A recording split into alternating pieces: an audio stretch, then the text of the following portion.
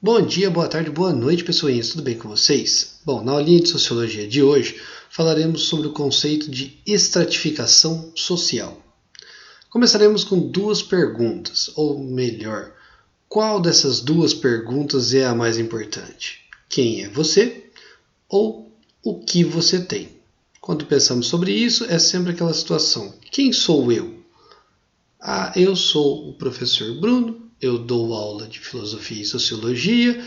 E quando pensamos o que você tem? Bom, eu tenho um cargo de professor, eu tenho alguns bens materiais, entre outras perguntas. O que define melhor quem sou eu? A minha posição social, o meu emprego, os meus bens materiais? Bom, a segunda pergunta que dá para fazer nesse ponto, seguindo essa lógica, seria: o que define sua posição social? Eu, como professor, qual é a minha posição como professor? Essa minha posição de professor é algo gratificante? É algo importante? É algo bem respeitado pela sociedade? Uma das frases mais motivacionais que vocês vão ouvir por aí, principalmente no nosso sistema capitalista, é o trabalhar para alcançar. Quem trabalha, alcança. Quem se esforça, consegue. Mas aí fica a pergunta: o que é trabalho? Tudo que existe é trabalho? Tem até uma fórmula lá na matéria de física que fala sobre a fórmula do trabalho. Mas nós não estamos falando sobre isso hoje. Hoje nós vamos falar sobre o trabalho na sociologia. Uma definição de dicionário pode ser condicionada como: trabalho significa a produção de bens indispensáveis à sobrevivência.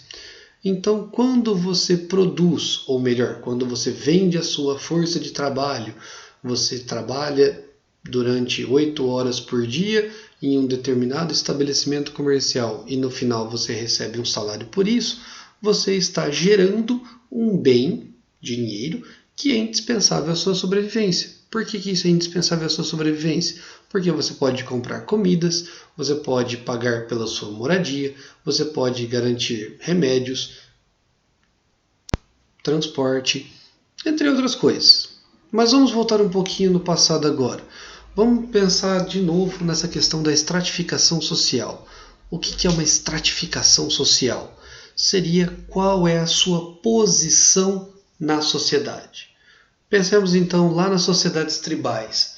Nas sociedades tribais nós tínhamos uma divisão sexual do trabalho, ou seja, aquela coisa bem simples: o homem saía para caçar, trazia o alimento, e a mulher cuidava do lar, cuidava das crianças e preparava o alimento.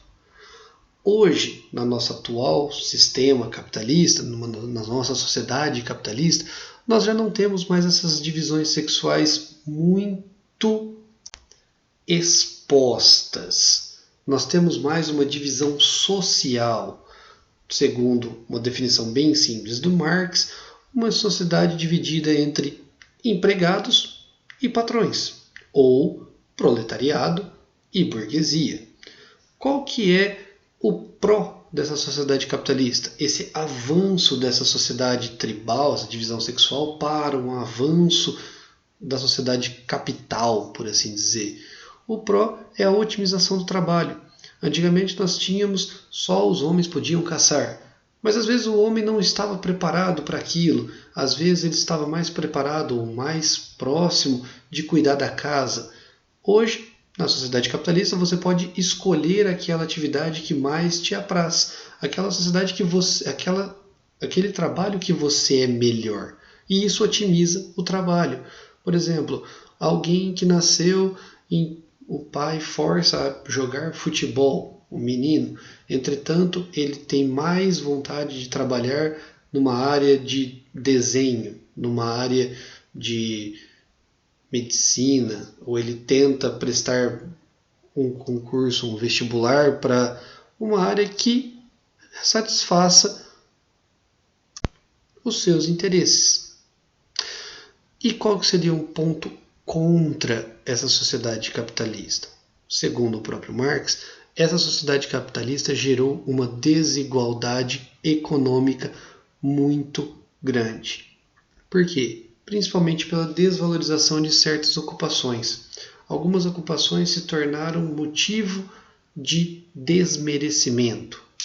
Então nós temos o quê? Ocupações de liderança, aquele que domina, e ocupações de trabalhadores, aquele que vende a própria força de trabalho, que é a ocupação explorada, certo? Um estrato, então, é definido como um conjunto de indivíduos com características sociais parecidas. Para Marx, ele definiu a estratificação social baseando-se unicamente no espectro econômico, classes, e são apenas duas, como está na figura da direita.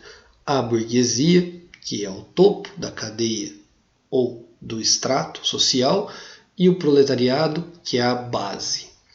Como você pode definir essas duas classes? A burguesia são aquelas pessoas donas dos meios de produção.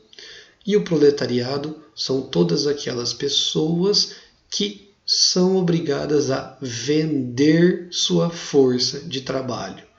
Então é diferente você ter dinheiro e você ter que vender a sua força de trabalho. Por isso que a pirâmide está bem divididinha ali. Existe o proletariado que vende sua força de trabalho muito pouco dinheiro e existe o proletariado que vende sua força de trabalho por muito dinheiro. Entretanto, ele não está no topo da pirâmide. Por quê? Porque o topo é aquele que não precisa vender a sua força de trabalho. É aquele que detém o poder sem utilizar da sua força de trabalho. Ele é apenas o dono do meio de produção. Correto? A imagem da esquerda seria uma definição atual dos parâmetros que nós temos na sociedade. Então nós teríamos basicamente 7 níveis econômicos, sendo do 1 ao 7, o 1 os bilionários, né, aquele 1% do planeta que detém as maiores fortunas, os ricos, os médio-alta, o médio, médio-baixo, pobre e o abaixo da pobreza. O abaixo da pobreza seriam aqueles que sobrevivem com menos de $1 por dia, certo? A sociedade ideal, ela seria dividida em 3 classes: a média alta e a rica. E isso diminuiria exponencialmente a desigualdade social, certo? Então, por hoje ficamos assim. Na próxima aula eu vou continuar a estratificação social e trazer a definição weberiana, certo? Valeu, muito obrigado. Estão todos contratados para assistir a próxima aula. Tchau, tchau.